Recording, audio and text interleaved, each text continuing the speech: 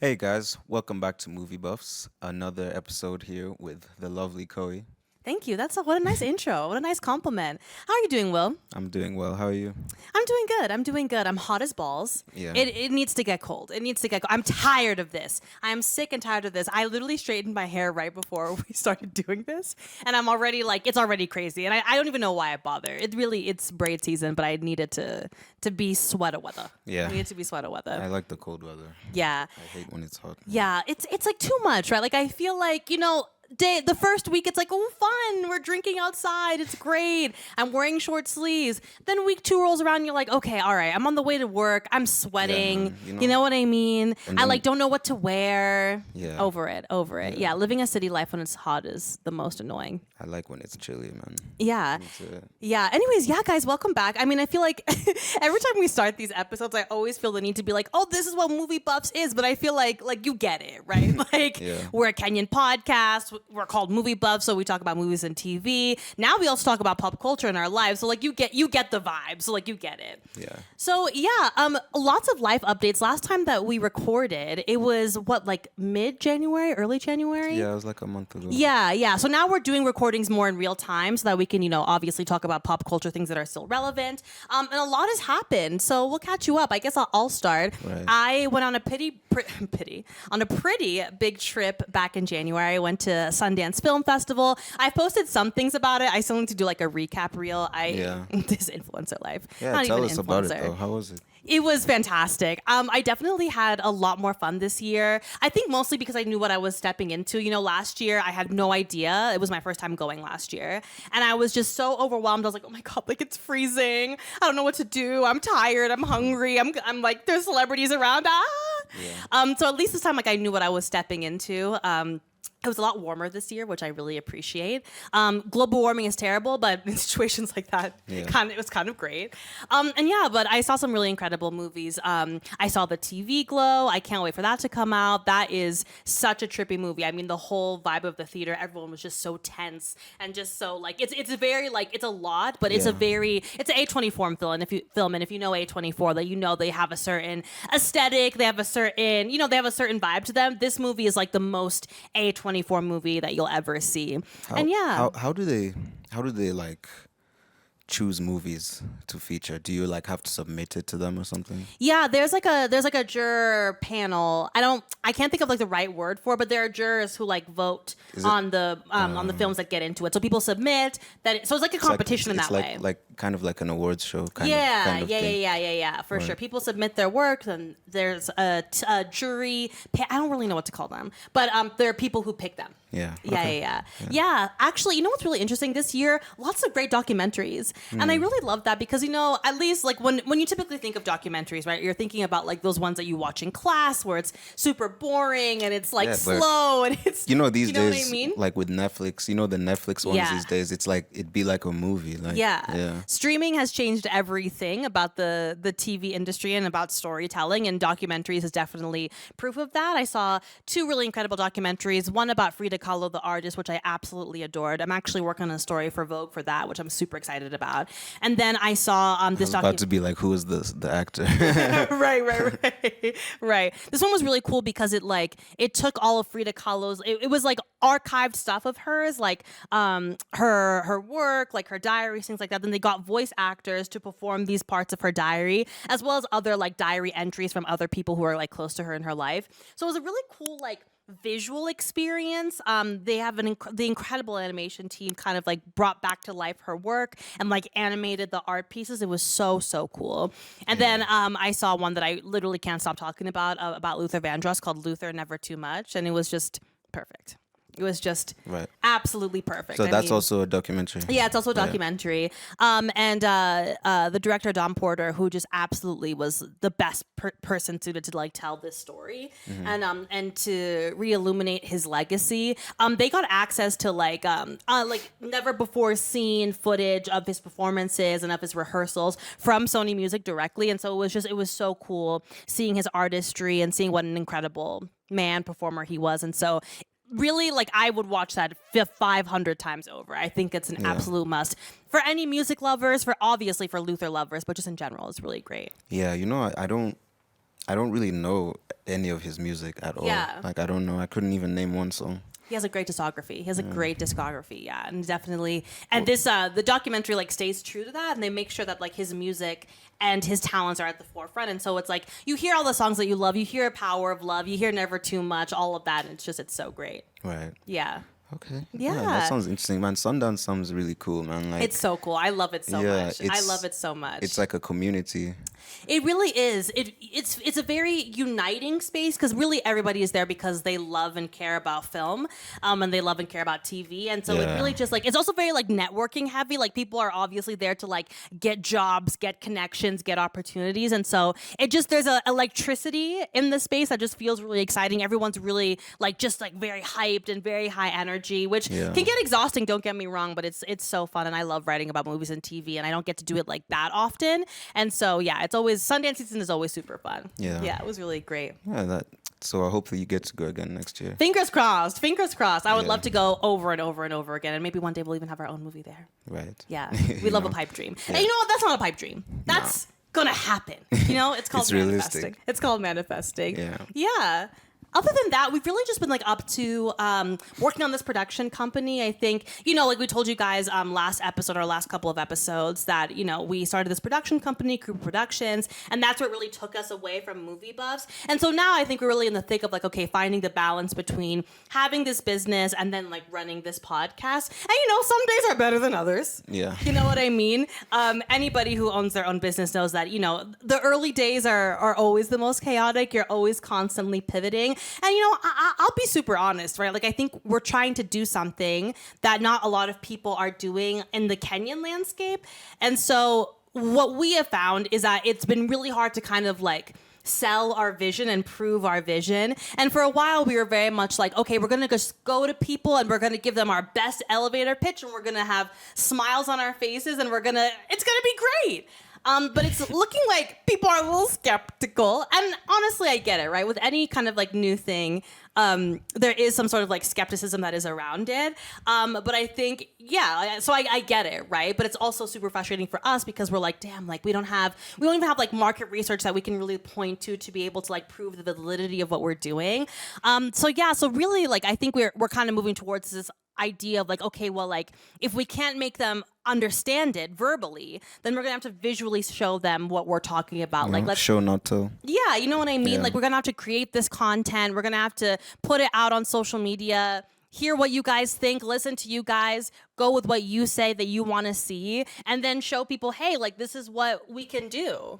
Yeah, literally. Yeah, definitely. Yeah. So part of us doing that, we went to this event this week.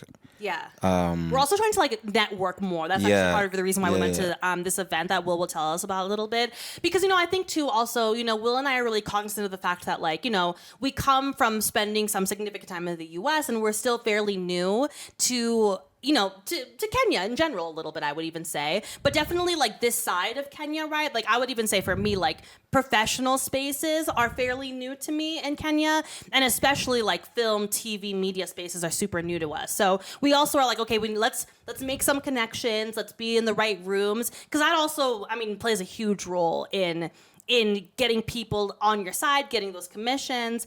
So are there any young people out there who are like, you know, listening to us and like, if this is helpful at all, networking is your best friend. Networking is definitely your best friend. You know, even if you like don't know really who you are, what you're about, how to describe what you want to do, just having that connection, putting in that effort to reach out to somebody can make a huge difference. Yeah, definitely. Yeah. And yeah, so we were at this event this week. Hosted by a film company based in LA called Invention Studios. Yeah. And the person who owns the company was here in Kenya to... Nicholas Weinstock. Yes. Yes. So he was here to... He's like a major producer. He's produced Bridesmaids. He's produced Get Him to the Greek. Like he's like a big wig in Hollywood. So it seems, at least the vibe that I get, it's like, you know, he's done his big hits and now he's branching off to make his own thing and you know, spearhead his own stories. Yeah. Yeah. So they're here because they're doing these programs where they want to give people insight on how things work in Hollywood, how to get shows, how to pitch shows, how to get shows green lighted, accepted, funded, and all that. So that event was basically just to introduce people to the program, and it was really interesting to be there. And just see how many other people were there, just trying to learn, other people working on film projects. It was just really interesting, man. Yeah, you know what's interesting? I feel like, well, first of all, Will and I got there a little bit late, full disclosure. So we were told about two different things, right? We were told about this one program in which they're like accepting scripts from people on the continent. I think it's specifically Kenya, but I don't know if it's exclusively Kenya. And so I guess like via this program, they're going to pick, I think it was 10, there's going to be 10 finalists, and they pick 5 people from those 10 finalists. And those 5 scripts that these people have written will go on to be made. There's that side of it. And people were super excited about that, and there was clearly an energy and a response to that. Then the other side of it was that they have this platform called Craft Services, which is meant to be sort of like a networking space for people throughout different areas of their career as it pertains to film and TV, right? So the idea is that, like you're part of this platform, you're connected to different people in Hollywood, in different industries around the world, who might know better than you. I think there might be like a mentor-mentee type situation happening there. There's like classes and workshops. So it seems like it's some sort of, it seems like you like apply online, then if you get in, you get access to these courses. I don't know if it's free or not. I will say it seems like the initiatives are a little bit half-baked a little bit because, like Will and I like try to look up for things online and stuff. There isn't a whole lot of things out yet. And I think the vibe to me at the event was very much like, here's what's to come, like look out for this. We're committed to this. But yeah, no, it was really cool. I have never been in a space like that with other people who are like specifically interested and who work in the industry and who are writers and producers and filmmakers. So just, I think sometimes it can feel like it's just you and I, right? And like we can feel so isolated from other people who are trying to do this. And oftentimes we get so frustrated because we're like, oh my God, like, why is there anybody else out there? Like, who can we work with? Like, who else is like us? Like, who cares about this? Like, who wants to make Kenyan content better? And so it made me feel... There's so many people, There's actually so many people who are out here like working on that. And... yeah, just even the people who were speaking at the event, it was just cool to just kind of hear what other people are working on, what other people are trying to do. Yeah. How do you feel about like these kinds of programs in general? Because like we don't have a lot for sure. I mean, I think, Africa is still sort of like this untapped market for so many industries, certainly the film and TV industry. And I mean, we've seen Hollywood struggle in telling our stories authentically and in a modern, fresh, engaging way because there is still a pretty big gap between the two. And so, but we've seen like some little initiatives here or there. We've seen some small things happen here or there. But, so we've seen kind of a lot of stuff that is trying to bridge that gap. But like, what are your thoughts on them? Do you think that they're helpful? Do you think that they address the real problem? I feel like they tend to not address the real problem usually. I don't know. I feel like obviously the biggest problem that we have here is funding. Yeah. That's what I think. Yeah. I think the biggest problem we have is funding. Mm-hmm. Some people who are trying to create something, they might have a really good idea, but they don't have the access to the funding. And the only way to get that access is to pitch. And it's down to someone just not seeing your vision, which I think happens all the time. And I don't know, these kinds of events, like, okay, they tell you, okay, yeah, we're taking 10 people or 10 scripts, 10 shows or whatever, bringing it down to 5 people, and then we'll select those ones to like actually produce their projects. So like that doesn't really help the problem at all because you're just basically just choosing what you think is cool and then just funding it. But it doesn't solve the problem of the funding in the first place. Yeah, I completely agree with that. I think that, listen, we by no means want to discourage programs like what Invention Studios is doing, right? I think the idea of specifically catering and being committed to championing African stories and African film is extremely important. But I think it does gloss over the problem, right? Because, okay, great. Like, you pick these 5 films, you make them.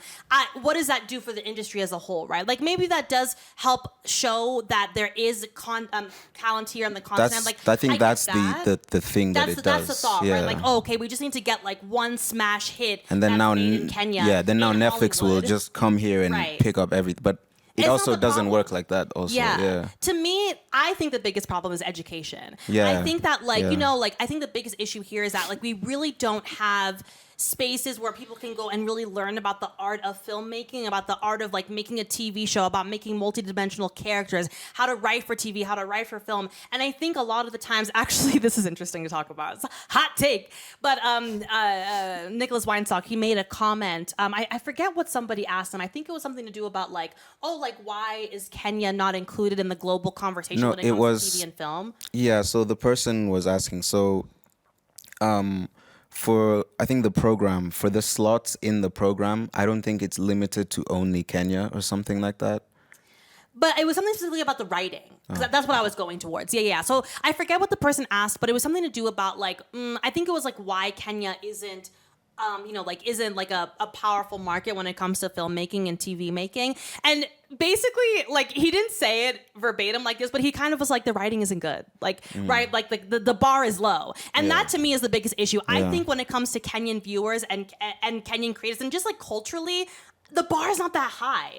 Like, I'm sorry, if you look at some of the shows that we make and compare them to like an Insecure and all those things, and like what you're saying is true, right? Like I think funding is a big part of it, but also it's just, I think it's also like a lack of knowledge and a lack of experience. You see, to me, I think what would be more meaningful than maybe just like, like picking 5 scripts and then making those movies is that why don't you have like sort of like an exchange program between like writers here and like shows in the US? Like, you know what I mean? Like maybe you can have a program where writers can shadow like a writer's room for Abbott Elementary or like one of these shows that people can really understand and like learn these skills and then bring them back here and establish them here. Because to be honest, you have a pretty weak infrastructure. Yeah. You know what I mean? Yeah, I agree with you. Like when it comes to like execution of like you said, like making a production, like the writing, the shooting, all that, I just feel like a lot of the times, like you said, the bar is a bit low. Like it's not as high quality as I feel like it can be most of the time. Yeah, and I feel like people are afraid to criticize Kenyan content because, of course, like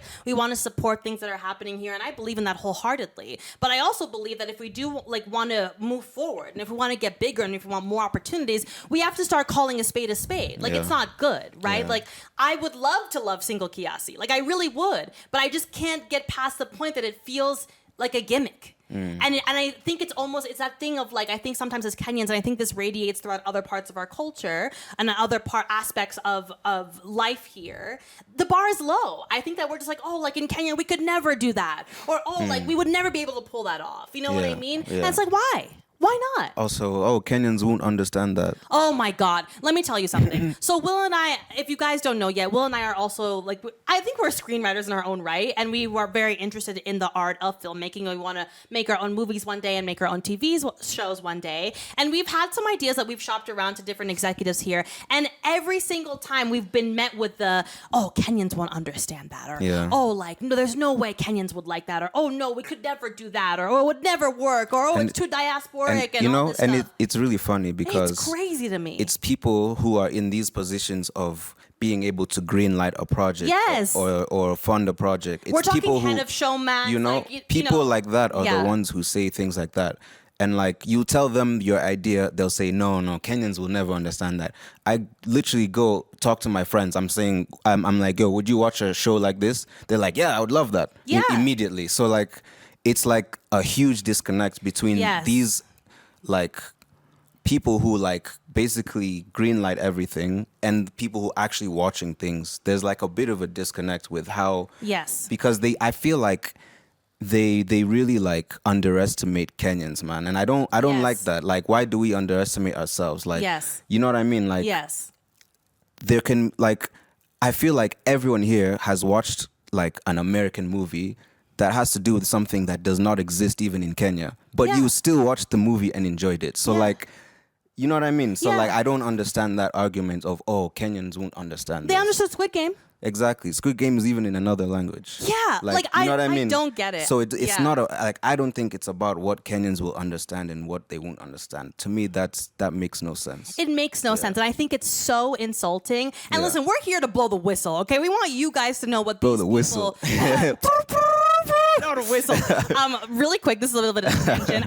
When I was at Sundance, I went to this party that Too Short hosted because he had a film that came out at Sundance called Freaky Tales. I'm so it's jealous, fantastic. man. It's fantastic. Look at it. So I went to a party and then he hosted it and he performed and it was so great. He let me tell you, he played Blow the Whistle 17 times. Every single time I was screaming. Yeah. Every single time. It was so great. Issa Rae was also there, but I didn't get the chance to talk to her, which is a deep regret. My friend met her in the bathroom. Shout out to my friend Kelsey. I have never been more jealous of somebody in my entire life. I digress. Back to the topic. But no, I think it's important to, create some transparency between that side of the business and you, the viewers, because I'm going to be honest. I would really love to know from you guys, do you think that's the case? Do you think that you wouldn't be able to understand, a modern family set in Nairobi or, a political satire about a Nairobi politician? Do you think those things are inconceivable to you? We don't think so. And that's really, the hill that we are dying on. Exactly. I don't think that you guys can only enjoy a show like Single Kiasi or a show like Real Houses of Nairobi. I think that you guys can or would be able to understand and enjoy and love content that is fresh and different and shows off the Kenyan reality in a different kind of light. And that's what I think. And that's part of the whole point of Karibu Productions is that we know you guys are not dumb. You guys know you're not dumb. Speak on it, brother. So some of the things, some of the ideas we've shared with people, they're just it's Kenyans that's not gonna nope, sorry, that's not gonna work. And I'm just but I know people who watch a similar show to that, but it's just based in another country. So why wouldn't they understand it if it's in Kenya? You know what I mean? And then what's really frustrating to me, and this is no shade to Showmax. We have some friends that work there, and we really appreciate what they're trying to do in the spaces they're trying to fill in Kenya. But they wonder why people don't have Showmax. And I'm just it's not great. It's not great. It's alright at best. And I think that we should be able to create space for us to say that. So we can all we want is the best content possible. We can have the best content coming out of Africa. By far. Really we can. And there's so much hunger here. Hollywood's always they're so hungry. They just they don't know. It's, by the way, that's something we've also noticed. These people from Hollywood and other countries, they're trying so hard to get into Kenya. Hungry. They're really trying to get into Kenya. Yeah. But they just don't know who to go to. It's just really hard for them also because they don't really know where to go. Yeah. Yeah. But like you see, there's been there's been much more things being produced here. Yeah. And I think it's going to even go crazy, grow a lot, man. Yeah. So the whole point of Karibu Productions is to just come with the type of content that we know can do well here. Yeah. And not being scared of taking a risk, Challenge this idea that all Kenyans want to see is Nairobi Half-Life 2.0, 3.0, 4.0, I 5.0. feel like we're on Nairobi Half-Life 20 by now, man. There's so many movies and shows that it's basically the same thing. Yeah. I am so tired of seeing a young boy, the storyline of a young boy in the trenches, in the hood, in the Roy Sambus, in the in the Kariobangis, trying to make it out the hood, or in a life of crime and just trying to. I'm so tired of that story. Now, don't get me wrong. That is a lot of people's reality, and that story is important. But the allegiance that we have to that story, that volume type story, that Nairobi Half-Life, that Ayanle, I can list 100 movies. We have to let go of that. We have to let go of that. That's not the only perspective and the only story that is here, that is real. You said, none of my friends can relate to that. Can your friends relate to that? No. Now your friends in a life of crime. You know what I mean? Come on, let's have some fun. Let's make a romantic comedy. But even majority of people can't relate to being criminals. You know what I mean? But yeah, these it's not church dramas. It's Lord. not even, it's, you know what I mean? I just feel like that's fine, yeah? But there's so much more that we can be doing also. Fine is a good word to put it. It's fine. Because I said, there are people who can identify with that experience. I would argue the majority of people can't, though. I would also like to see something that's okay, if it's similar to that same story, cool. But I would just like to see it executed in a new way, something that's really captivating. Yes. You know what I mean? Because it's if we think of Hollywood, how many movies have they made of a bank robbery, right? Yes. But to make a new movie like that, you need to introduce some kind of new element, something that's just a bit different. Yeah. Because there's hundreds of thousands of bank robbery movies, action movies. You know what I mean? Sports movie. There's so many, like those types of movies where there's many of them. Like even romantic movie comedies. Yes. Like what can you do to make it new? You know what I mean? Yes. Like Yes. a different vibe. Yes. And we'll talk about that when we're talking about shows later. Yeah, we definitely will. Yeah. I think it's an oversaturated space, and I think that's why I'm like, can we just abandon it for a little bit? Like, we can get back to it and then apply all the things that you're I just want us to like fund other projects, like Yes. give energy to other kinds of projects. Yes. Like, you know what I Can mean? you imagine like a Kenyan musical? So fun. Our musical is so cool, My man. God, by the way, I'm dying. And that to would write be that. so good, like in So Kenya. It would be good. so good in Kenya. Imagine like man. with African influence, like music, like Yeah, so man. fun. Like let's have fun, be experimental, like do something different. Like it's a little boring. I'm sorry. I'm sorry. It's a little boring. You know. That's the end of our TED Talk, though. Really, like we could make this whole episode like about that specifically because I feel really passionately about it. Because like people, I really feel like people are afraid to be real about it because we can do better. We can do better. Don't be afraid. Yeah. Okay, all right. And there's room for everything. There's room for everything. Kenyan movies don't have to just be one thing. And I feel like they're one thing right now. My God, they are one thing. Yeah. They are one thing. You know, they are Nairobi Half-Life. That is like- what everything out here is basically. You know. It's Nairobi Half-Life, or like now the version of experimental is like a Real Housewives, where it's like opulent wealth. And so it's like, okay, like the trenches or like Oprah. And also nothing in between. Also things like the Real Housewives, that's not a Kenyan show, you know. So That is true. Yeah, it's not even a Bravo Kenyan show. charged. Yeah. Yeah. Okay, that's the end of our TED Talk. We could really talk about that for like the rest of time. If you can't tell, we're extremely passionate about it. Someone give us a budget. Someone give us a job. Get us into these rooms. Because I really think, I mean, this might be a little bit pompous to say, but I really think that we could do something. We could cook. We could do something. Yeah, man. You know what I mean? Just let us cook, man. Let us cook. Let us cook. Okay, so before we get into the movies and TV shows that we're going to be talking about today, let's talk about some pop culture. I love that we're doing this now, by the way. I love me some pop culture. Yeah. And because of the nature of my Yeah. journalism job, I'm always like, okay, like seeing what's on Twitter and exactly. I stay tapped in for my job. So I already got this in my head. I already got swirling. I stay on social media too much. So True. We are on social media a I am lot. also tapped in. We are tapped in. Yeah. Yeah. So yeah, the Usher at the Super Bowl. Oh yeah, Usher baby. Yeah, Let me yeah, tell you yeah. something. You want to know something about Miss Chloe Moy? Something about me? I love me some Usher. Even when all that herpes shit was going down, I was still like, that's my king though.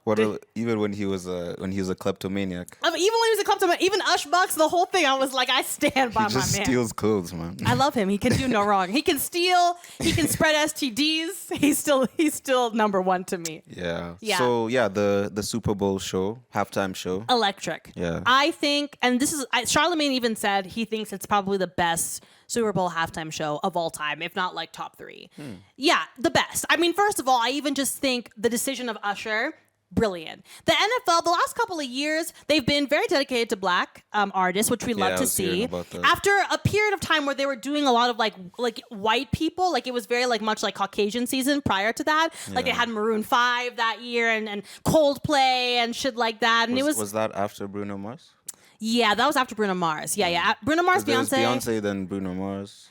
I think that was the same one. It was Beyonce, Bruno Mars, Oh, yeah, yeah. Coldplay, Yeah, yeah. and then Beyonce came and like did some little things. So I don't really think that counts. Like I don't even know like why are you putting Beyonce with other people? It should just be Beyonce. So like after Anyways, that, yeah. I remember my favorite one. Sorry, but my favorite one was Yeah. the one that had like 50 Cent, Eminem. You know that one? Yeah. Like all the rappers. Yeah, that was my favorite one. I didn't like that one only because they had so many people. It was too They would quick, come yeah, in yeah. and do like 2 30 seconds. seconds, You know yeah. what I mean? Literally, Eminem came up. He was like, "Mom, spaghetti." like okay. Now 50's there. He's like, Yeah. girl. No, the 50 one was nice though. He was Yeah. upside down. I was like, oh yeah, no. But like, yeah, cause This might mess up the sound he did bites. like 20 seconds of a song. I don't care. We're just busting out the fan a little bit because it's hot. It's hot. We're just doing a little bit. But yeah, that one I didn't love just because of that reason. Like it was just like it was super rushed. Yeah. But yeah. So Usher baby. The last came- one was Rihanna, right? Yeah. Yeah, she announced her pregnancy. I thought it was I thought it was good. I thought it was fine. I didn't even see it. It was fine. Usher was perfect though. Usher was exactly Hey, perfect. Usher was nice. He brought the though. AIDS to the world. And I wasn't loved it. Wasn't it the longest one ever? Yeah, I don't know. He had asked for 15 minutes. I think he got that right because I think in total the performance was like 13 minutes and 30 seconds. Then I think Maybe he didn't get it. I'm not sure about that. Because it was like 13. One of the longer ones, yeah, for sure. But I mean, it was Negro excellence. Like it was like stripper poles and roller skates and gyrating, and I just was like, yes, sir. Did you see there was one of the dancers she fell? She sure did. Yeah, man. I saw the video. There was actually 2 people fell. There was one stripper who fell. Right. Peace out to her. Looked like she fell on her head. Man. She sure did, and she was upside down too. Peace out to her head. Then there was another girl who fell. She was on the roller skates. The roller skater. She fell. She fell. Yeah. It was chaos, and I loved every single second of it. I loved the songs that he picked. He sounded fantastic. There were certainly moments where he was tired, but Usher's in his mid-40s, so we forgive that. He was dancing the whole time, man. Like, he was dancing the whole time. Dancing and singing at the same time is crazy. Yeah. Doing all the popping and locking. My favorite part was yeah. Oh, yeah. Man, when Ludacris came, I was like, ridiculous. This is crazy. Yeah. So good. And Alicia Keys also. Let's talk about Alicia Keys. Oh, yeah. Alicia is a wonderful, wonderful singer. It was not her day. Okay, her voice, I think, okay, man. You know what, we're going to talk about the voice crack. And like, listen, it happens to the best of singers. Okay, you know what? Sounding like me in like high school. You know, in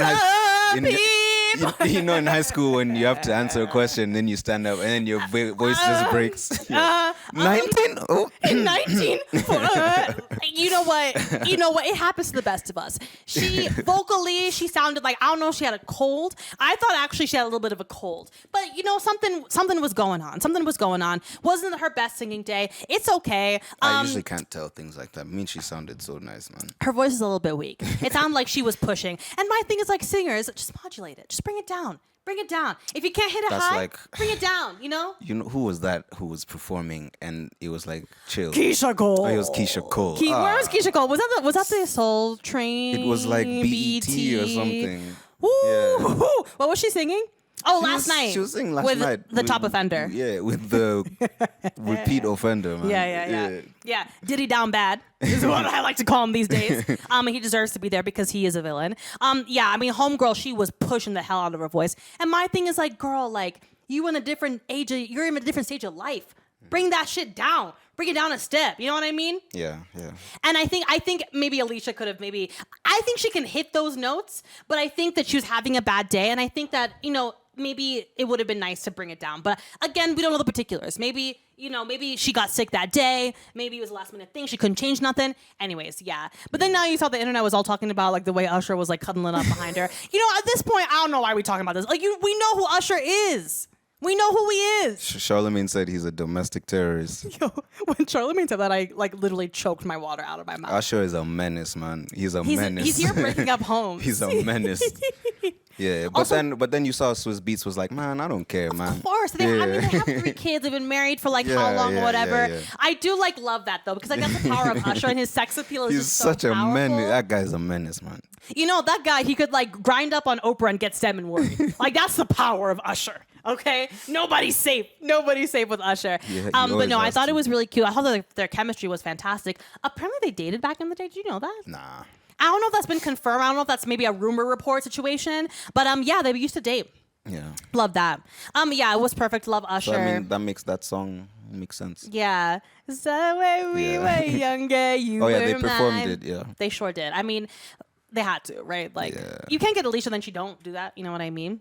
Right. Yeah. Anyways, yeah, Usher, fabulous. The Usher show is crazy. If you haven't seen it, you should go catch it on YouTube. Yeah, catch it on YouTube. But you won't hear Alicia Keys' voice break because they removed that and they dubbed it Yeah, over. they sure did. I heard they actually changed it back after they changed it back. Broke. Yes, because every outlet that picked it up, it was like, oh, like Apple changes. That's even more embarrassing now for her. Yeah. So embarrassing. Just take it down, Alicia. Just take it down. Right. I don't think there'll be Black Super Bowl again next year. But. Yeah, I think we're gonna go back to Caucasian. I think they're gonna try and get Miss Swift. Of course. You've heard it here first. My 2025 Super Bowl prediction performance halftime. The ruler of all white people. No, I'm joking. No, but she is though. She's their god. You know what? I could go off. Oh yes. Okay. Going back to Usher really quick before we go to my predictions for next year. He also got married. Yeah, he got married. Yeah, he got married to his girlfriend. What's her name? On Valentine's Day. I don't know. Some lovely light-skinned lady. Mazel tov. Don't know her name. Yeah. Anyways, yeah. Shall we proceed? Yeah. Yeah. Right. So the Bob Marley movie just came out. Yeah, to terrible reviews. Yeah. Terrible reviews. I've heard that there are some Oscar-worthy performances, specifically from Kingsley Ben-Adir, who plays Bob Marley. Oh, he's I've heard he's fantastic. He's British. Yeah, he's British, and he's a wonderful actor. He was in Barbie, other things. He's super talented. That's the guy. Yeah, he's one of the I'm Kens. like, where have I seen him? Man? Yeah, he was one of the Kens. Yeah, he's one of the Kens. I know him from this other show called High Fidelity that he was in with Zoe Kravitz. Amazing show. Got canceled way too soon. It was on Hulu. Definitely check it out. I really loved it. He was in that. He was so charming in that. Yeah, I hear he's fantastic in it, but I've heard the movie.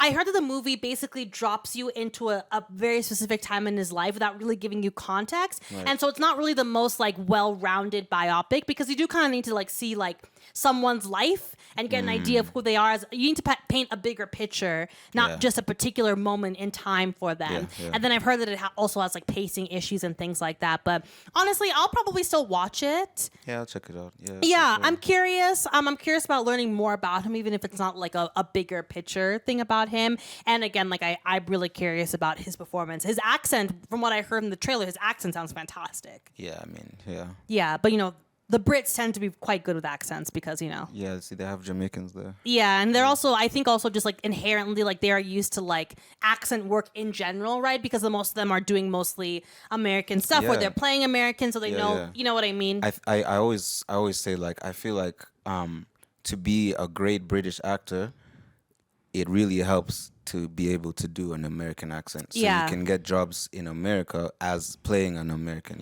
Yeah. Yeah. So like, I feel like, because for them, it's like they're also trying to get to Hollywood. Yeah, and there's like a long history of that. Like, you know what I mean? Yeah, there's a long history of that. So, yeah, if you've seen it, let us know what you think. If you think that it's worth our time, let us know. I'm curious.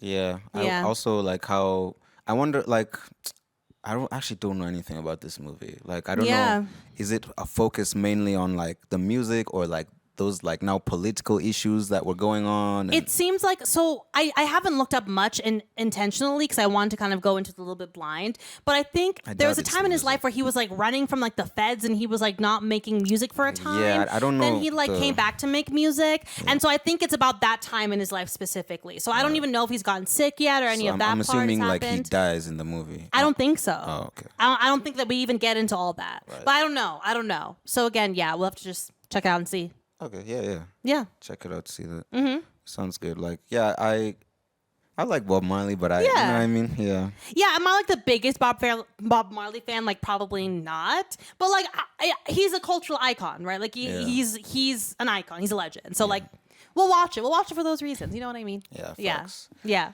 All right. So, something interesting happened with J-Lo. Oh, yeah. The Ayo Edebiri and J-Lo drama. Love this. Yeah. So in case you guys don't know, I'm sure that you do by this point. So both Ayo Edebiri and J-Lo were performing. I guess they were both appearing on Saturday Night Live. Ayo was the host. J-Lo's the musical act. Around the time that news dropped that they were going to be in the same episode, a clip resurfaced of Ayo basically talking shit about J-Lo, being like, she's a mid-singer. She wasn't wrong. I love J-Lo. I've seen J-Lo live. She's fantastic. Yeah. J-Lo, but you know what? I think that in music, you either are a vocal, you're either bringing art, you're either bringing vocals, bringing artistry, bringing genius, or you're a performer. Like, get you on the stage and you're giving. And I think that the people who are the greats give both. But I think most performers are in one of two categories. Phoebe Bridgers, bringing vocals. J-Lo, she's a performer. You're not gonna see J-Lo because you're trying to like hear the notes that she hits or the runs that she hits. Exactly. Like, that's not what J-Lo gives, right? Like, she gives a spectacle. She gives a performance. You know what I mean? Some people are like musicians and some people are entertainers, Exactly. Yeah. Some people neither of them are wrong or better or worse. Exactly. Yeah. Yeah, that's just like not J-Lo. Like, that's not what J-Lo gives. Yeah. You know what I mean? Yeah. I feel like people like don't realize how rare it is to like be like that person. Totally. It's not as common as people might think. It's quite rare. Like, yeah. So not everyone can be Beyonce. Like, Beyonce's one of the few that gives both, right? But like, that's not everybody's category. Anyway, so Ayo did share an apology, a public apology, and then we heard recently, I think like earlier this week, that J-Lo actually said that Ayo went to her personally and gave tearfully apologized to her and basically was like, hey, I'm sorry, I was an asshole. I was young. I didn't know like the power of putting those words online. And that's all true. I wish that Isle had stood on business. Because she wasn't wrong. She wasn't wrong, right? And I think like J-Lo has to know at this point, right? Like, did you hear J-Lo a couple of weeks or months ago? She was accepting an award for like Elle Woman of the Year or something of that nature, like a Woman of the Year type of award. And she basically was like, I've never won a Grammy, I've never won an Oscar, I've never won any of those things. And I'm like, J-Lo. yeah. Oh. And I'm like, yeah, girl. Like, you aren't that girl. Like, you know what I mean? Like, I'm sorry. I loved it, but like, you know what I mean? Like, she has to know the lane that she's in. Like, you know what I mean? But I feel you. You know what I mean? Yeah. She wasn't saying it in like a bitter way, but it was a little bitter, if I'm being a little honest. Like, it was like she felt a little bit of a type of way, which of course anybody would, right? Like, everybody wants recognition on that level, but like, that's not. I also think that's bullshit, man. J-Lo is a commercially successful entertainer performer. Like, that's her lane. Yeah. And I don't think that those kinds of people are in the Oscar EGOT lane. But right? So many of them have Oscars and EGOTs. Or not EGOTs, but like so many of them have Grammys. Yeah, I mean, like, I feel like, okay, yes, there are people who like have Grammys who are in that category, but also like, that's not J-Lo's lane. Like, you know what I mean? It's not her lane. J-Lo will make her billions and she'll sell out concerts until I'm sure she's 80. But I just don't think that she's, you know what I mean? I will say, though, when she played Selena Quintanilla, the late Tejano singer who I adore, in Selena, the biopic of her life, which actually came out like a year or two after she died, that I think she could have won an Oscar for. Right. That was a great portrayal. But she's just, she's not that guy. I wish AO had stood on business. Right, okay. The Daily Show. So we've been used to seeing Trevor Noah on the Daily Show, but he hasn't been there for a while, and Jon Stewart's actually back. So Trevor Noah quit like a year ago or 2 years ago or something like that. I forget. Do you guys know? Actually, we're asking the crew here. Do you guys know if they like if somebody else was hosting the Daily Show, or was it just like, oh, you know what? I remembered. They had like recurring celebrity guests. Like 1 week it would be so-and-so, the next week it's like so-and-so. So after Trevor left, they were trying to figure out who was going to host the show. And it looks like Jon Stewart is back. Why? That's how I feel about it. Why? Why not? Like, I mean, he's not bad, right? But I feel like with shows like The Tonight Show, with shows like The Daily Show, like the idea is that one person gets it and they have their tenure, then they pass on the baton. I don't really know. And that's what keeps these shows exciting, right? These shows that have been going on for generations and for decades and years. Like, what keeps it fresh is these new people at the forefront. I just am like, I'm not mad at Jon Stewart, but I'm just like, why? Yeah. Do you know what I mean? They probably just you couldn't find anybody else? Probably not. If you could pick, who would you think could do the job? I honestly have no idea. Because, like... Yeah. I will say, like, that's hard for me to think of it. Because this is what I'll say, right? Like, Trevor Noah... so I knew Trevor Noah from back in South Africa. He was famous back in those days, like in the early 2000s. Mm-hmm. And, like, his specific type of comedy, it, like, changed when he got onto The Daily Show. Mm-hmm. And all his comedy started being, like, political and, like... about American politics, because that's basically what the show is about. Yeah. Yeah. And so I don't know who could come and like just do I can't think of someone to come and do it. Like, I'm sure there's people, but like... Yeah. Okay. So our producer just told us that he's coming back to the show every Monday because of election season. Okay. I get it. And I also feel like, too, that you actually bring something up that's interesting. I wonder if, like, this lane of, like, politically charged comedy is dying a little bit. I think there was a moment in time in like the late Trump era where like everybody was doing that kind of comedy. The Trump era. And I feel like it's been years since the Trump era has been over, and people are over it, right? Like, we're tired of the like I feel like the pendulum has swung the other way. Thing is, like, also that too, but like also like because Jon Stewart's basically gonna come back and do the same thing, right? Yes. But like you said, like people are kind of tired of that. It's also because like just like the climate is different now. Because like, you know, the days for Trump, like you just wake up and you go on your phone. You're like, oh, what crazy shit did this guy say Yeah. today? You know what I Yeah. mean? But now it's not really like that anymore. So like, And if you think about it too, before that era, that was like the real big like goofy raunchy comedy era. Like even Yeah. in film and TV, like you know, Yeah. like now thinking like late 2000s, early 2010s, like it was very like non PC era. Then now Trump came and it was like this whole like wave for PC stuff and like political humor and everything. And then Trump left office and the pendulum swung the other way and people were doing other kinds of comedy. So I also think like the pool is small. yeah, You know, who else could really do it? I don't think anybody. So good luck to Jon Stewart. Do your thing. You know what to do. yeah, Yeah, basically. Yeah. Talk about the Grammys a bit. Yeah, it's been a while, but we'll talk about it a little bit. We'll talk Yeah. about it a little bit. Yeah. Yeah. Okay. So first of all, I know you're happy, Victoria Monet. I with that on my What? Obama. I was so happy for Victoria Monet. Nobody deserves it more. I just like what an incredible story. What an inspiring story. She first moved to LA in 2009. This is when she's getting recognized. I just love everything about it. Victoria to the stars. Love Yeah, it. yeah. That's a dope song as well. It's The whole such a album good is song. nice. Yeah, I mean, the album is fantastic. she deserved to win. I'm not really a big awards show kind of person Yeah. because I honestly just think it's bullshit. But like, yeah, I was glad she won that. Yeah, she deserved it. But now for me the most interesting thing was the hip hop category. So the hip hop category actually surprised me this year for the first time in I don't know how long because. I'm usually like, it's gonna go to whoever the most popular person is, regardless of anything else.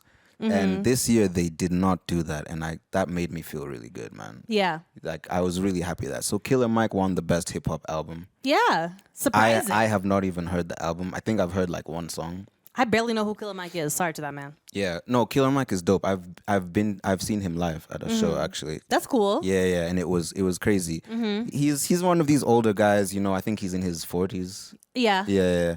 But like, I don't want to speak too much about how his music is, but you know, he beat people like Travis Scott and you know those kinds of younger guys. I forgot who else, but yeah. Yeah. He also got arrested at the Grammys. He sure did. Yeah. He walked out with the gramophone in one hand and the other hand behind his back. Yeah, he was just getting thrown out of the Grammys. Crazy. Why did he get arrested? Do you know? I don't know. I just heard he had gotten into an altercation or something. Yeah.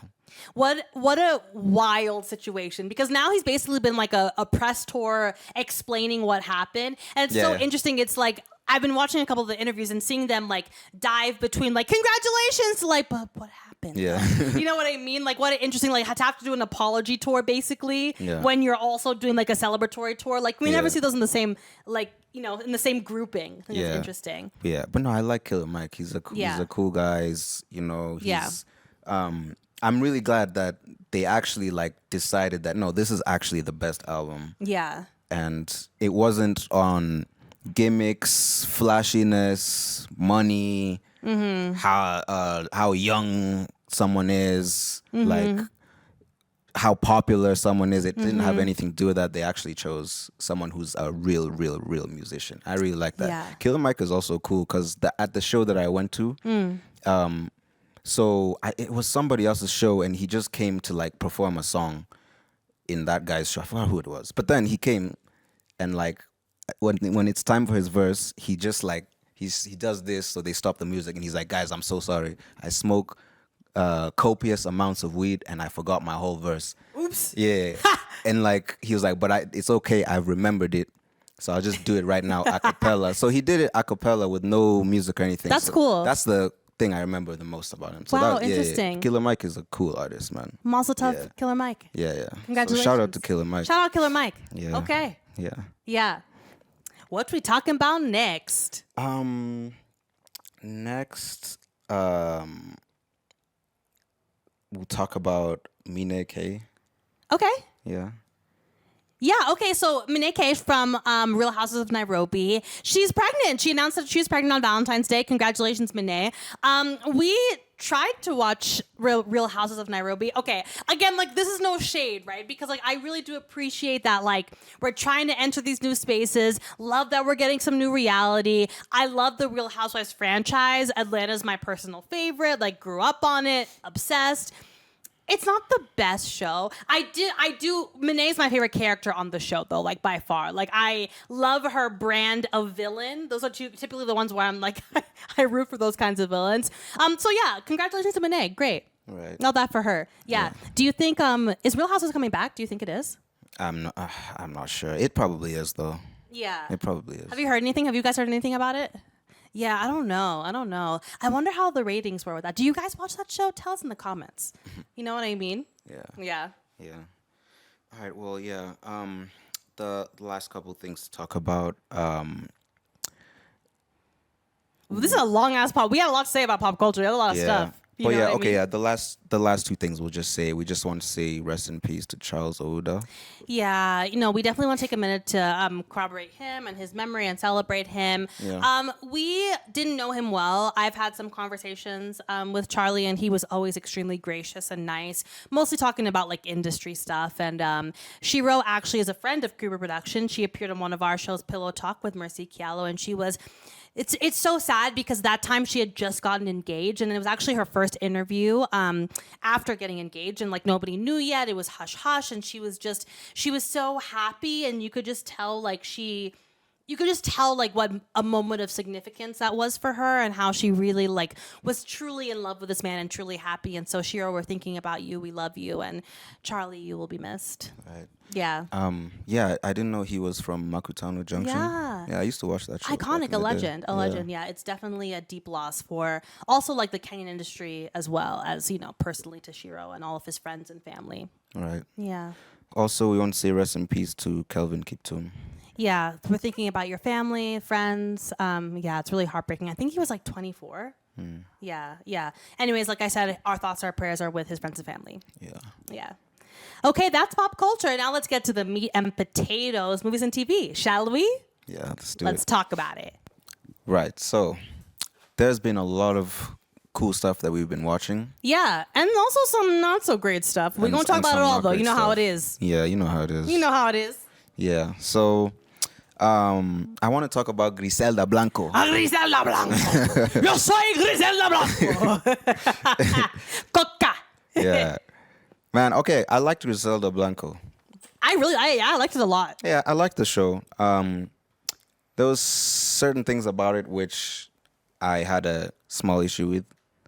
But overall, I think it was cool. And the main thing that I really, really liked about it was seeing Sofia Vergara do a role like that. Because I don't know if she's ever done like a really serious role. She probably has, but no, she's a comedy queen. She's usually in comedy. She was first a soap opera queen, then she was really a comedy queen, and she's very much stayed in that like cookie cutter comedy space. Yeah. So seeing her take this hard left and take a really big swing was really exciting, and that's what I really appreciate. And those are the actors who I get excited about. Yeah. The ones who they take chances. They take a risk, and this was certainly a risk for her. But I thought she was wonderful. Yeah, she did well. I fully believed her in this role. I thought she commanded the presence, right? Like, I mean, clearly being on television, for decades. Like, I felt like this was really her, like, showing off her talent and her craft. I thought she was fantastic. Yeah. Yeah, and my God, the prosthetics. The makeup department should win awards for this because the way in which they changed her face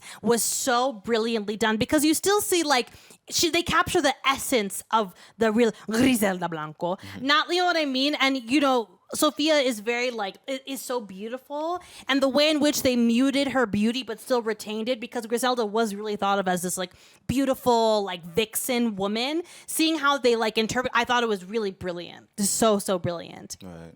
Yeah. I think my biggest qualm with the show was probably that it was a little bit too short. I think we could have used 2 more episodes, because kind of similar to what we were talking about with the Bob Marley thing is that it felt like we were capturing a very specific moment in time for Griselda. Yeah. I think some more context would have been really nice. Like she murdered her first person at 11. Insane.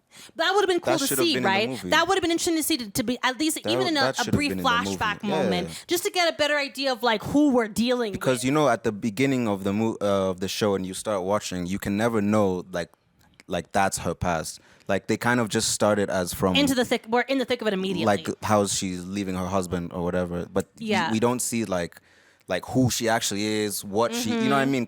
I remember because I don't know much about Griselda in real life, so I kind of went into it blind. I just know she was a big drug dealer. That's all I know. So I kind of went into it blind like that, and like at the beginning, I was kind of like they could have given us like a bit more backstory of how she now got to that point of leaving her husband. You know what I mean? Yeah, I also would have And liked like to like have lived more in the time now where she was on her rise. Like I felt like, and I exactly. understand That's the one I pacing think. of it, Yeah. right? Like I understand like this is somebody who like, you know, like she had a very meteoric rise and a very meteoric fall. For the most part, because she also was kind of in the game for like 15, 20 years, like leading up to that. So kind of, but also like not Yeah, really.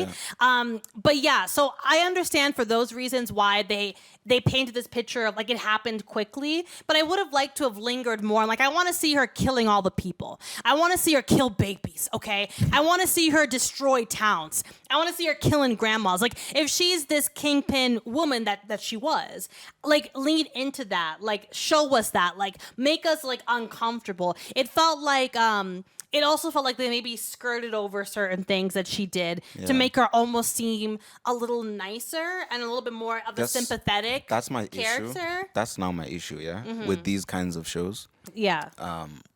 like these shows where it's like a show of a real person. They're like some big drug dealer or some kind of big time criminal, and the way they they portray the show is like this person is like a great person, like you know what I mean, and like not necessarily that like oh they're so great and they've never done anything bad because like obviously we see what she's doing, but like I wanted us to feel even more conflicted with like oh she's taking care of her family and like helping her people, like how she helped those sex workers and got them all into America and they were part of her thing, and like I would like to see more conflict between that and then her doing actual bad things. You know what I mean? I call it the Walter White effect. They should have Walter Whited her That's more. perfect. Right? That's a perfect example. Yeah, I would have liked to have seen the conflict with Yeah. that more. Yeah. And I also would have liked to see more violence because again, like I Exactly. felt like they skirted over. Like this is somebody who actively killed hundreds of people and ruined a country in a lot of ways. That's so like that's like a big thing, you know? And Yeah. I feel like with shows like that, you need to like feel that. Like when I was watching Narcos, like the original one, not the Mexican one, I haven't seen that one, but the original one, like I remember back then, man, everyone was obsessed with Pablo Escobar. And like, Griselda's real life protege, you know what I mean? So like, which would have been so cool to see. that would have been cool to see also. So cool but to like, see. you know what I mean? Like everyone was obsessed with everyone wanted to be Pablo Escobar. But if you go to Colombia, like you can't even mention his name. Like people like don't like that there. You know, it's like I like to see those things reflected also. Yes. You know what I mean? Not just like, Yes. oh, this guy is like the boss or she's the boss. Like, no, I want to see like, oh, how like what is she really doing to be that boss? And like you know what I mean? Like, Yeah, I exactly. like those like, exploring things like that more so than just being like, oh, I'm the big head honcho, and you know what I mean? Like, Yeah. I like to go deeper than that, Yeah. even deeper than what they did. Yeah. Yeah. Yeah. And I wonder if there was a part of them that was like, you know, like let's be cognizant of like the families and the culture that is still very much alive, that is like very much hurt by this woman's actions. Yeah. But I do feel like they still could have like leaned in. And you know, maybe it was a budget, maybe they're only given 6 episodes, maybe something happened, maybe the pandemic somehow fucked things up because the pandemic somehow still has an effect on so many things. Probably the strike Yeah, oh, you know what? The strike. must be. Yeah. Yeah, Something. but like you, I also thought that it was too short.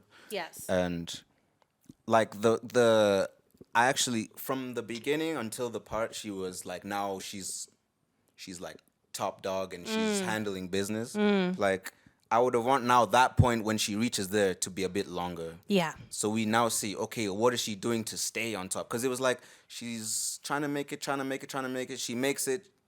She in gets jail. Arrested. Yeah. Yeah. It's like, okay, can she make it? And then we see, okay, something like I don't know. That part was too short, but like I think it's because of the strike, man. 'Cause If I could have pitched something to make it better, I would have pitched 2 more episodes. One episode that I think should have been the first episode. That maybe we could have seen a little bit of Griselda's childhood and like her introduction to the drug world. Exactly. That should have been the first episode. Then now episode 2 being the first episode that is now. Then it continues. Then one more episode in between when she's the head honcho and getting caught, or maybe actually before even becoming the head honcho, that fleshes out the process of becoming the head honcho a little bit more. 2 extra hours to establish that, I think, could have gone miles for me. Right, because it's like she's on top and then she goes to jail. Like, I want to see her like. I don't mind her losing it quickly. I don't, but I want to see her like work to earn it so that I feel that loss for her even more. Because it happened so quickly in the show, I'm not as emotionally impacted. If there was a moment where we see the hustle and we see her leading up to that, like that would have packed more of a punch for me.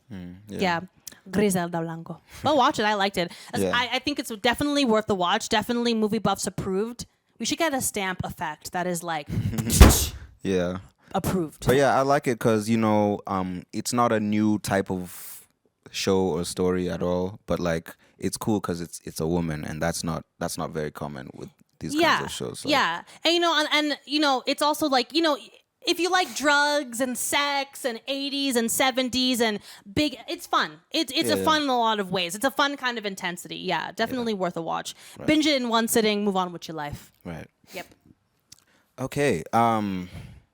Next, I really want to talk about.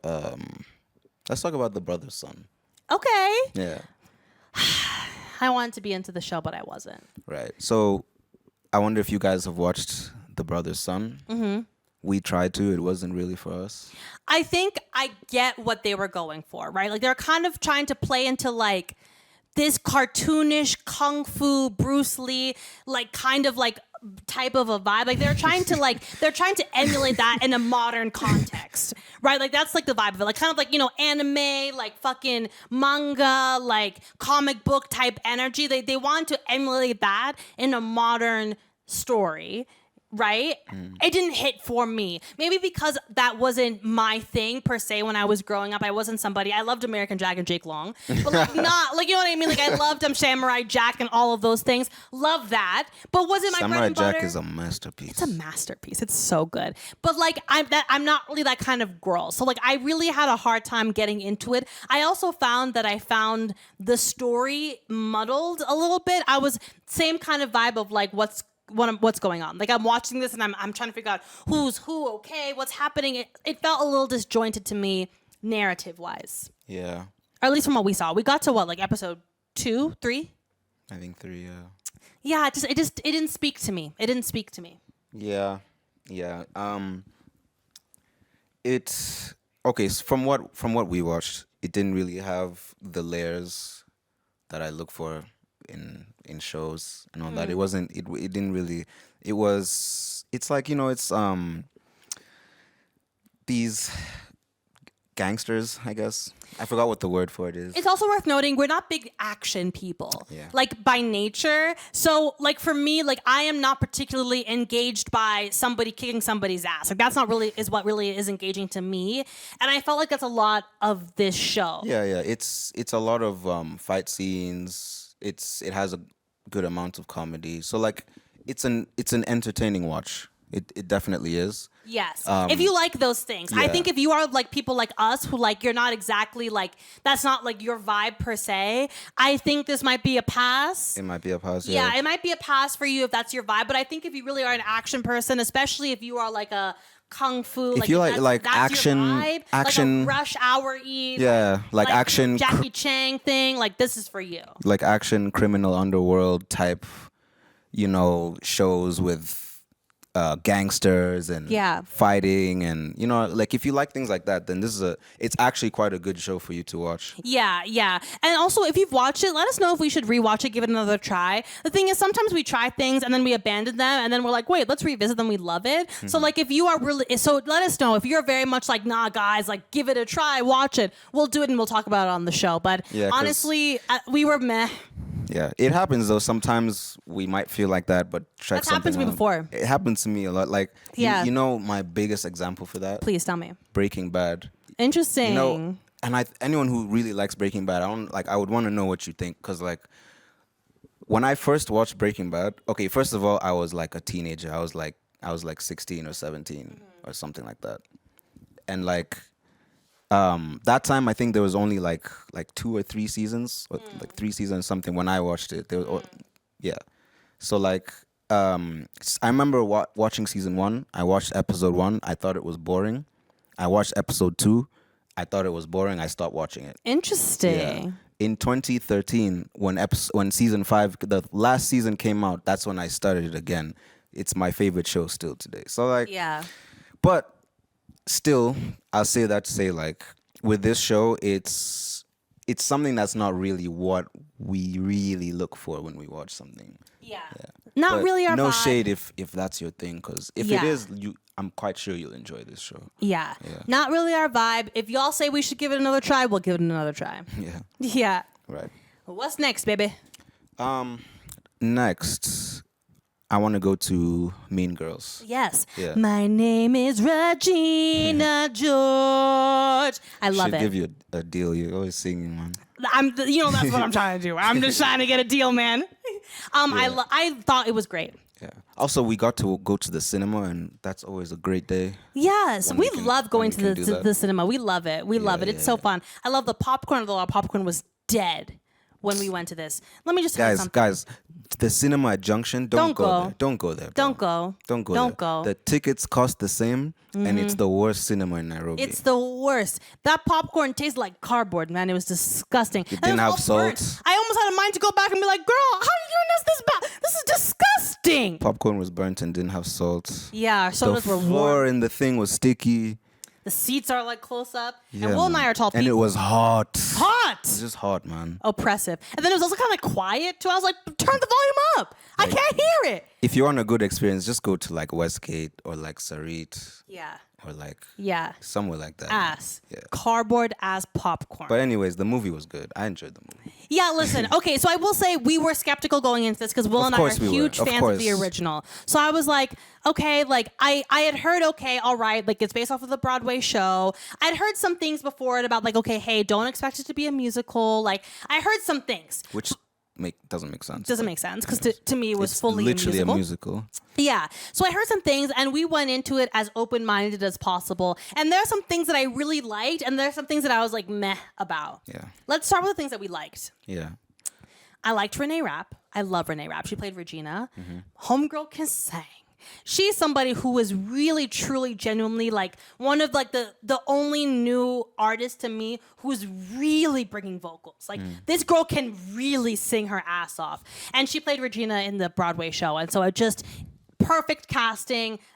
Understood her role, but also made it her own. These actors had a very difficult job. Before we go into our criticisms and everything, they had a very difficult job. Mean Girls is an institution, right? A very powerful fan base. And they had a very difficult job of honoring the legacy while also making it their own. Not easy. Yeah. Not easy. And a lot of people fail when they're confronted with the same task. Yeah. I would say a good 70% of the cast rose to the occasion.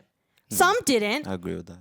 So I would say, in terms of the people who rose to the occasion, to me, Miss Renee Rapp as Regina George, best. the wonderful girl, the wonderful Indian girl. I do not know her name. I'm so sorry. We'll put her name somewhere here. Who played Karen? She was fantastic to me. I thought she was hilarious. Who else brought it for you? I liked Damien. Damien brought it. Yeah. I also like making Damien black. That also to me made sense. That was dope. You know what I mean? The attitude, everything. It made so much sense. It made a lot of sense. They got the right actor for it. He's fantastic. Has a beautiful voice. Yeah. Yeah, who else? Who else do you think made it for you? I'm trying to think. Those two were who really stood out to me, Regina and Damien. I thought Janice was alright. I didn't like Janice. I didn't. She's someone who didn't make it for me. The OG Janice is so much better. You know what I mean? I want her to be cuntier. The OG Janice is Janice. This Janice was not really. It was a different character. I wanted her to be cuntier and angstier and I wanted more. Because that's how Janice was. I actually felt like this Janice was too soft. I wanted her to you know what I'm saying? Because she was more on that sorry. She was more on that social justice vibe. Yeah, she wasn't how Janice is. You know what I mean? Yeah, I felt like she was too. I wanted her to lean into it more. I wanted her to be angstier. I wanted her to be more of a bitch and cuntier and more angry and I felt like she softballed it a little bit and I didn't love it. Yeah. And then, of course, you have like the recurring characters. I thought Tina was good. I thought she, she brought this. She did the same thing that basically she did in the first movie, which I thought was like, it's fine. I think she could have had some more fun. I feel she could have come harder than how she came. Yeah, she could have had some more fun with it. It was like she was not really. She was like trying to take a bit of a step back type. And I get it because like she wrote the screenplay and she was a producer, so homegirl was busy. Yeah. But I was kind of like she could have had some more fun with it. I felt like, the principal. Yeah. I like. Same guy from the OG movie. Yeah. It was good. They were fine. A lot of those supporting characters brought the same thing that the original characters from the original film brought, which is fine. But it also kind of made me be like, okay, like, well, what's the point then, right? Yeah. Which is also, I think, probably the biggest criticism that I have of the movie is that it was so identical to the original. I was like, low-key, like, why are we here a little bit? I'm not mad. Love Mean Girls, but I'm like, what is the reason? There's some things that, like, okay, well, I guess now we're talking about some things we didn't like. Yes.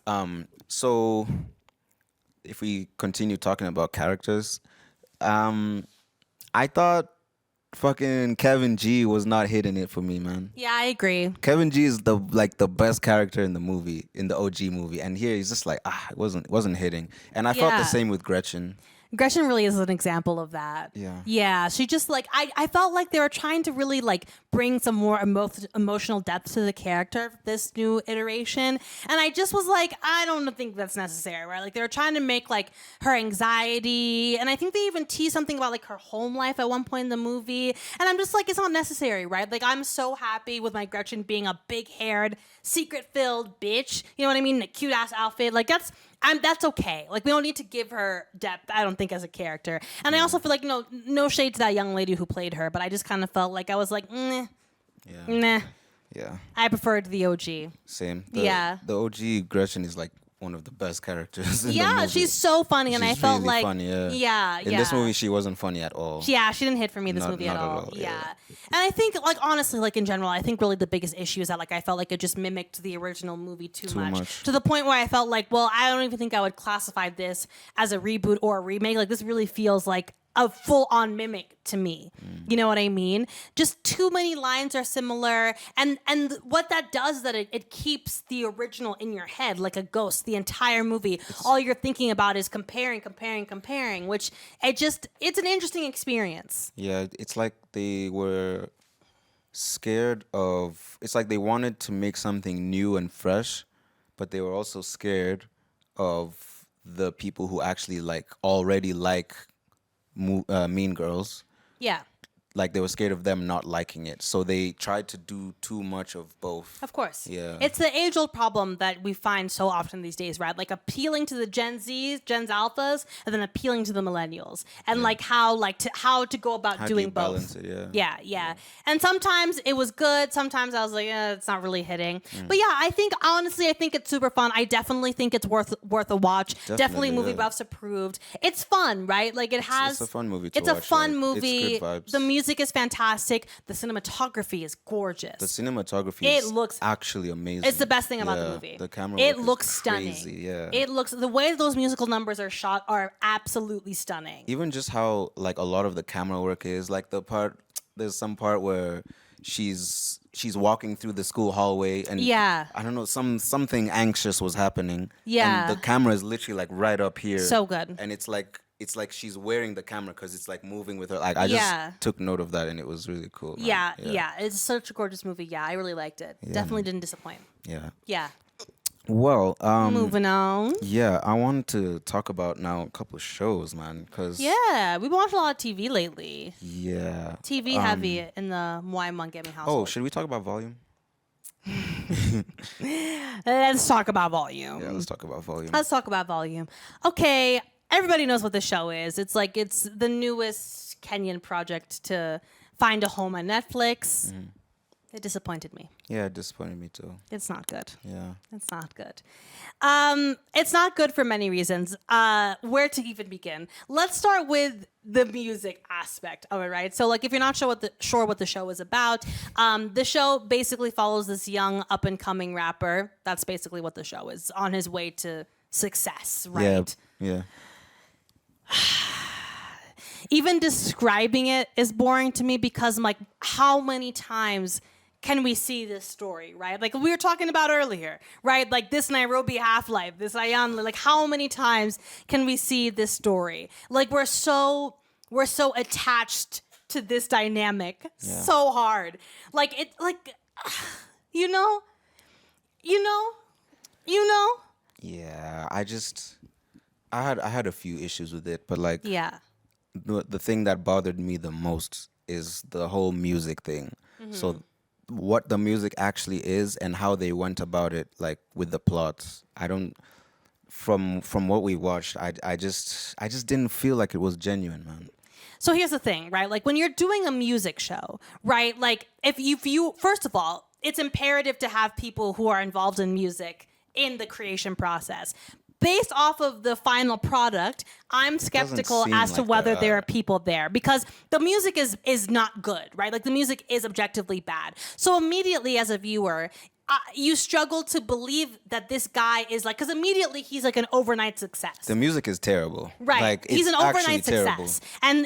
And so we're being told to believe him to be this overnight success. But then first of all, there's barely any music in it. Like I even think it's more of a crime drama than it is anything to do with music. Literally. And the little music that is in there is not even really his. Like there are other artists, like Wangeshi is also there. Like those artists even get more of a platform than the artists that we are meant to love and root for and follow throughout the story. So already it's disjointed from the jump. Yeah, and right? it also is just like anyone who's watched it, like I would want to know what you think. But like I work in the music industry and I know people who are up and coming rappers and like I don't know, just the way they've gone about it in this show, it's not genuine at all. Like that's not what it's like to be a rapper in Nairobi at all. Yeah, and he literally finds success overnight, or I think he's already meant to be successful. That's the other thing too. Makes like no sense.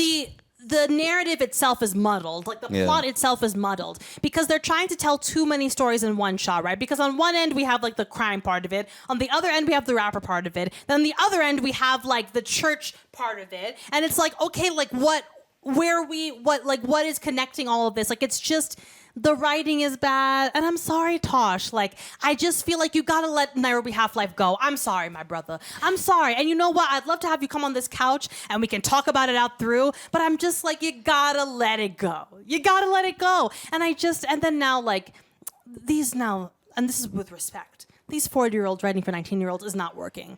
I'm sorry. Because honestly, even me, and I'm 28, right? Like, if I was writing a character who was 19, 20, I would first go to our lovely staff, who you don't see behind us here, who are in that age demographic, right? Because you have to be connected to it in some way. If you're going to write about somebody's reality that's not your own, you have to be connected to it in some sort of way. Understand how young people talk, the vernacular, the energy, the style, the way that they walk, the way that they talk, all of that. That's such a good point, because like if you told me to write this 16-year-old character, like I'm going to write how I think 16-year-olds talk. Exactly. But I'm 28 also. Yes. So like I'm 29 actually.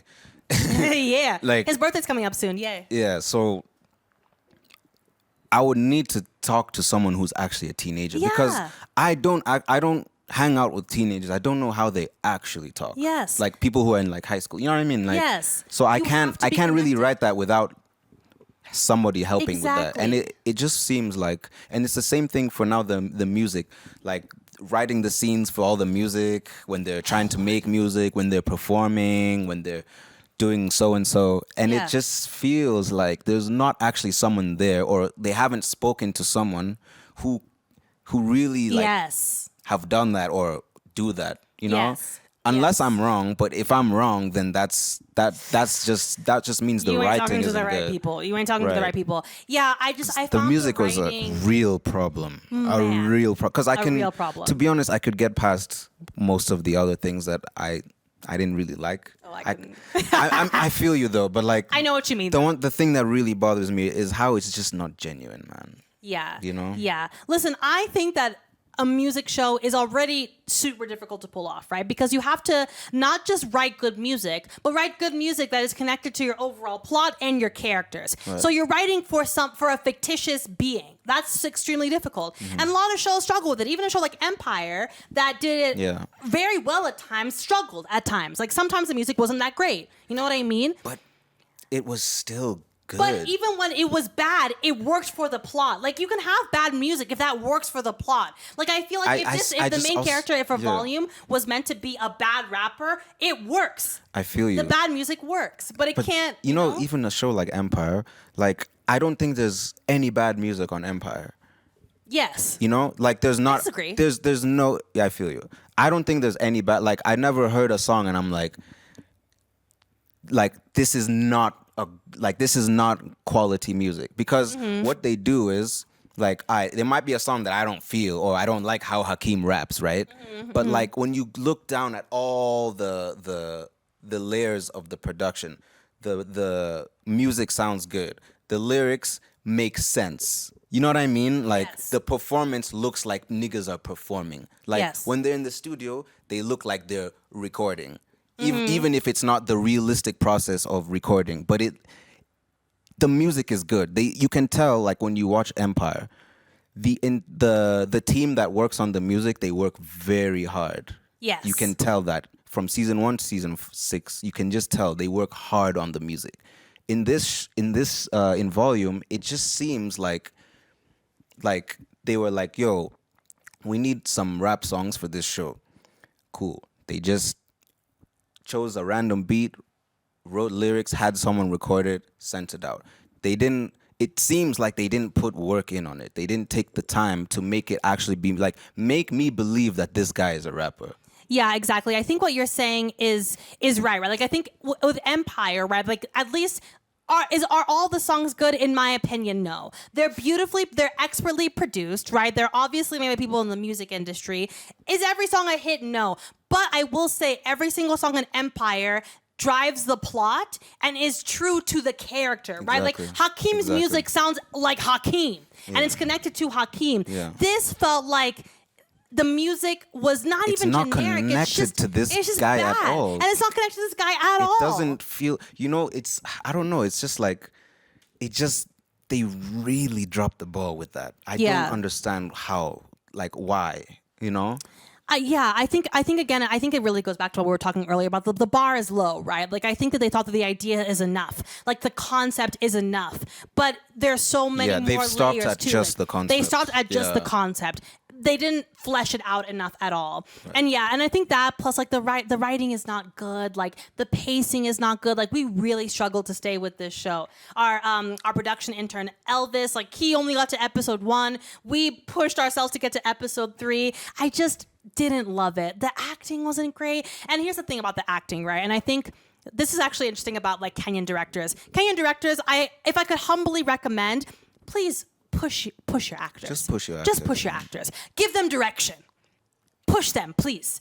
Because, a lot of Kenyan actors come from the stage, right? Because, in the Kenyan, in case, and this is really for our non-Kenyan listeners, right? In the industry over here, the way in which people get on these shows is from plays, right? Like our theater scene is quite vibrant and people usually start from there and that's how they get into this industry. I used to be a thespian back in the day. And when you are acting for the stage, you have to give 50 million times more than what you would give in real life because you're acting out for the audience. So you might say things like this and talk out like this. Oh my goodness, right? But you cannot do that on screen. It's a different relationship. Right? It's a different connection with the audience, right? The way in which I'm looking at you here versus how I look at you when you're in the audience and I can't even see your face, it's different. Screen acting, you need to relax into it. You need to take a deep breath. You need to really think about, okay, I'm playing this person, right? I have this intimate connection with the viewer. I need to relax into the words that I've been given and find the truth in them for the character. These actors don't do that. They come being like, hello, Kamau. I have come here today to go. And it's like, girl, that's not how people act in real life. Film, TV, it's real life. Theater is thespian, actor, Shakespeare. Real life is, you gotta talk real life. Like these, I'm sorry. I'm so sorry. The girl who plays Ivy, I'm so sorry. I'm so sorry, baby. I cannot stand your face on my screen. I'm so sorry. You're beautiful. You're great. You know what I mean? I think that you have potential, but in this role, I just found her to be so obnoxious because when you add that element to a role like playing an influencer, you're gonna be unlikable. And I'm sorry, sweetie, you were. She was so unlikable. Right. So unlikable. And I'm trying to give it straight no chaser because I think that's what we need to hear. Right? Like you see like people like Nicholas Weinstock and even some of us here. We sugarcoat it. But nah, on Movie Buffs we call a spade a spade. It ain't good. You know, it ain't good. And I know it's scary to say because of the tosh of it all and the Netflix of it all and the grandiosity of it all, but a spade is a spade and they need to turn the volume down on volume. Okay. Okay. Yeah, you like that? You like, yeah, they got it. I'm sorry. It's not a good show. It's not a good show. And I feel like, I don't know, to me, it felt tired. Like the concept felt tired, the writing felt tired, everything just underperformed to me. And it leaned on the concept so much, it didn't even bother with the execution. Yeah, and the execution, they just dropped the ball on so many things, you know? Yeah, like, sloppy, unintentional, and it's like, come on, man. Like, take some time, put in effort, research, talk to rappers, talk to producers. You know what I mean? You don't have to always hire a stage actor. They could have tried to hire a rapper, yeah. Yeah, hire a rapper. Hire a rapper, Why? actual rappers. Someone who I could believe. I didn't believe them. I will say, though, the guy who played...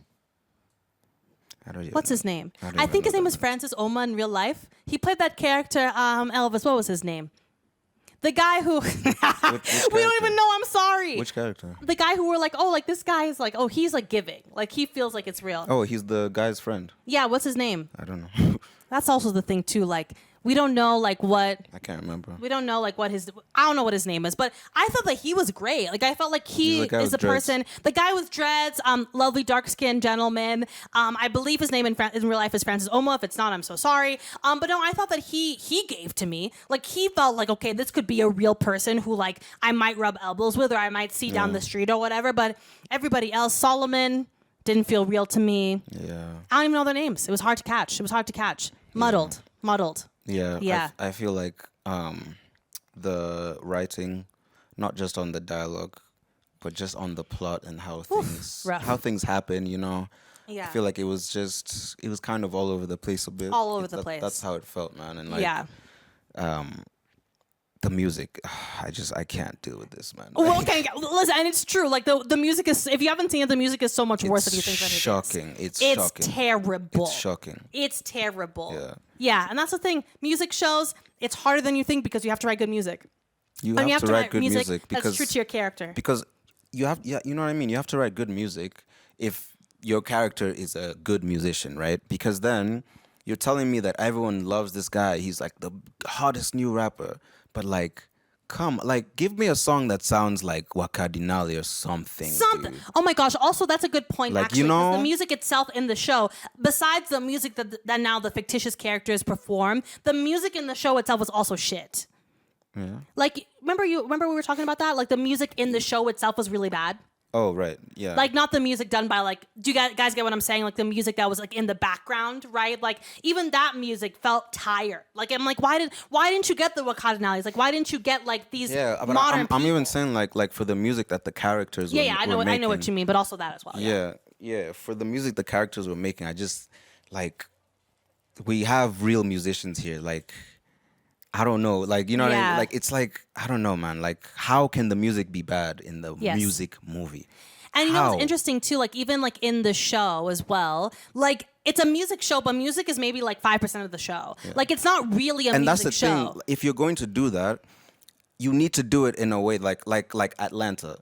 Atlanta is about musicians, but music isn't what the show is about. That's a good You know point. what I mean? That's a good point. So, like, but they've come up with a really creative way for that to be part of the plot. But in this, it's just kind of like they just kind of don't mention it as much. Yeah, but then you can tell it's a story. It's a weak part of the show because not only is it bad, but they skirt past it real quick.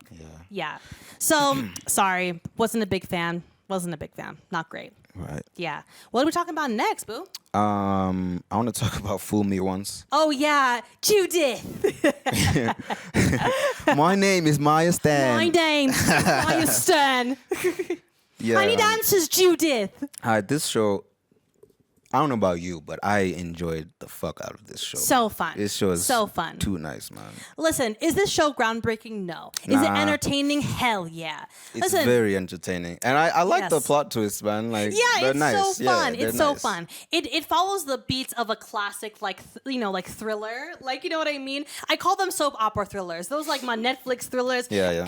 Listen, you know what you're in for. It's a fun ride. The Manchester of it all is hilarious. Their accents are so funny. Actually, to me, it actually made it a whole lot less serious. Because we're dealing with like murder and like millionaires and it's a good conspiracies. Show. Like, it's a good thriller. I like it. Yeah, it's good. It's really fun. I think it's great. I'd recommend it. Like, just watch it. Easy. Have some fun. Watch that. Yeah, we had a lot of fun watching it. I think it's a Harlan Corbin. I don't know. You'd think that after a year and some change of doing this that we would put some more effort into like confirming the names. But we're like, we'll figure it out on the fly. Just look it up, man. Just go look it up. Just go look it up. I think it's Harlan Corbin, but he's known for kind of like those sort of like my Netflix kind of like mystery novel type shows. Love it. I find that they're like guilty pleasures to me. Like, are they groundbreaking? No. Are they like boundary pushing? No. Are they entertaining? Hell yeah. Crack open a glass of wine, get through this in like a night, 2 nights. You won't be disappointed. It's a good show. I liked it. Movie Boss approved. Yeah. Right. And obviously, let's talk about Mr. and Mrs. Smith next. Yes. Yeah. So. Yes. Guys, you guys need to watch Mr. and Mrs. Smith, man. Like, it's a good show. Another one we were skeptical about, right? Yeah. Because again, we're not big action people. I'm not gonna lie, I wasn't skeptical after I saw the trailer. Oh. Yeah. I was more open when I saw the trailer, but I was still kind of like, I don't know. Okay. I think the Maya Erskine and the Donald Glover of it all to me was intriguing, but I was kind of like, Okay, like I didn't think it was gonna be like just action because. Right. So even before we watched the trailer, I heard people talking about it, and people were saying that like they really appreciated how they kept the concept of the movie. If you guys don't know, it's based on a movie from like 2005 or something. Mr. and Mrs. Smith. Yeah. Hence so the like, name. They kept the concept of the movie, but they turned it into its own thing completely. Yeah. And I really like that. I like when they do. Yeah. You know? Out of all the list of the ones that we've talked about today, this was the most surprising to me. I didn't think that I was going to like this show as much as I did. You know what I mean? I thought it was completely fresh. I think this is how you do a reboot, people. Like, I think people should take notes. This is how you do a reboot. Especially if you've seen the movie. This is how you bring something back for a modern audience, right? Because, this show is deadpan and sarcastic, but it has all those fun action scenes and a fun action plot. And I was like, wow, you don't always see this sort of like sarcastic, witty, deadpan vibe in a high action concept. I loved it. Yeah, I loved it. I thought it was fantastic. One thing that really surprised me about the show, which was my favorite thing, was actually the electrifying chemistry between Maya Erskine and Donald Glover. I was like, the vibe is vibing. The chemistry is chemistrying. Like, I was really because that's something I was also thinking about too. I was like, I know Maya Erskine for Pen 15. I think she's hilarious. I think she's so talented. Obviously, know Donald Glover from various things, right? There are not two people that I would put together typically, but they work so well together. That brand of like awkward humor, so good. Yeah, it's so good. Yeah. I fully believed them. Yeah. I liked it a lot. This show is so good because like it's really like just the plot, how the plot moves, what happens. It's so interesting and like the action and the fight scenes. It's kind of like it complements everything else that's happening because they tend to be really funny. Also, they move the plot forward, and it doesn't just feel like people are flying around kicking each other. It's just like it's like a real like concentrated plot, and like I like the relationship they have in the show. It's really interesting. Like very compelling. Like very compelling. like when they go to therapy and like it's there's so many good jokes. There's a lot of funny like things that happen. Like it's just a good show. Like I think everyone should just watch that. You know? This is a must watch alert to me. This is one of my favorite. Alert.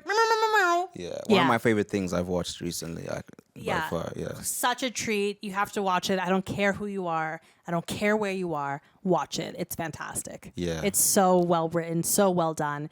It's you better keep your eye out on Amazon Prime. Prime is coming for Netflix's neck, coming for Apple TV's neck. They coming. Yeah. They coming. Prime very Prime good. has a few good shows. Yeah, and they are acquiring all the things. They are acquiring all the things. Right. Yeah. So, next. the last one we'll talk Yes. about today. Yes. Class of, is it 07 or 2007? 07. Class of 07. Yes. Yeah. What a charming Australian banger. Loved it. Loved it. I've really been liking Australian movies and shows. Sasuke's such a beat. No, like I don't know if we talked about Talk to Me. No, we didn't. No. We might have. No, we haven't. No, we haven't. We haven't. Yeah. So if you've seen, there's this horror movie called Talk to Me. It's Australian. That made me just be like, oh man, like Australia has some good. They have some good content, man. No, like don't sleep on Australia. Content, it's yeah. going down under. Yeah. It's going down under. You know, Class of 07 is so cool. It's so good. It's so cool. It's kind of like a survivor's stranded story. Yeah, so basically, it's a high school reunion, and basically some apocalyptic event happens that isolates them on their school campus. Yeah, it's a big and flood. so it's like a survival story, right? So it's about these girls, and I love it because it's that blend of like high school girl bitchiness with like it's the end of the world, and like I love it. I love it. And I really like it. So it's their high school reunion, which is why they're all there, and they're at the actual high school, so they get trapped there at the actual high school. Yes. And this show is cool. So they're basically isolated from the rest of the world. They have to just figure out how to take care of themselves and survive, right?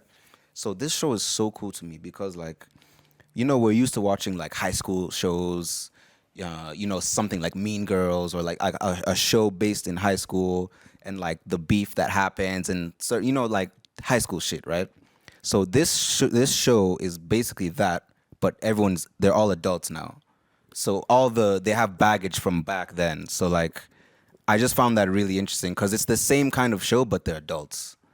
Yes, I think out of all the shows we've talked about today, this show has the sharpest tone to me. Yeah. Because the balance of the extravagance of the scenario and like the sadness and the like intensity of the scenario with the humor of what would happen if you got stuck with all of like your high school class on a deserted island, like that humor, it's so expertly done. Like the intense moments are perfectly cut through with humor.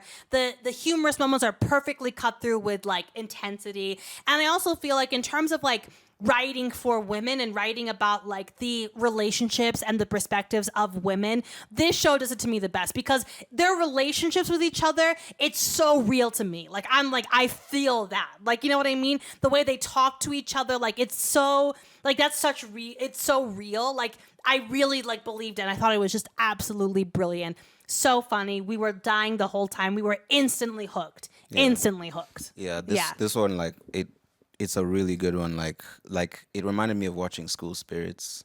Yes. Just the way it like really like locked yes. in. Yeah, I loved it. I thought it was so fun. This to me is like a special, like I think this is something, it's a special show to me for sure. Yeah. And one that not a lot of people are talking about. Definitely one that I think is flying more under the radar. Definitely. But it has been renewed for a season 2. So definitely watch it. Get hooked now. Get excited for season 2. I already can't wait. And we just finished it like 2 days ago. Yeah, Class of 07 is a good show. You should watch it. It's so good. It's so good. Definitely Movie Buffs approved. Right.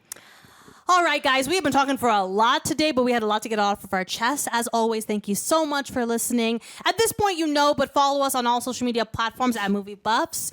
Kenya, you know the dealio. Yeah. And you know what? I will say this is a passionate message to our listeners.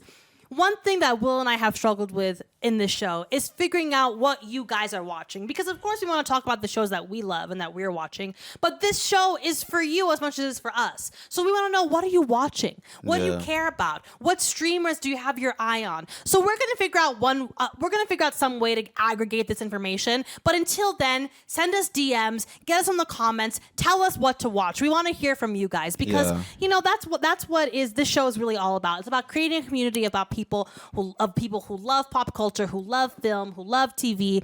So let us know. Reach out. We really want to talk about things that you guys also like to watch. Yeah. So, yeah. Yeah, definitely. All right, guys. Till next time. Bye, guys.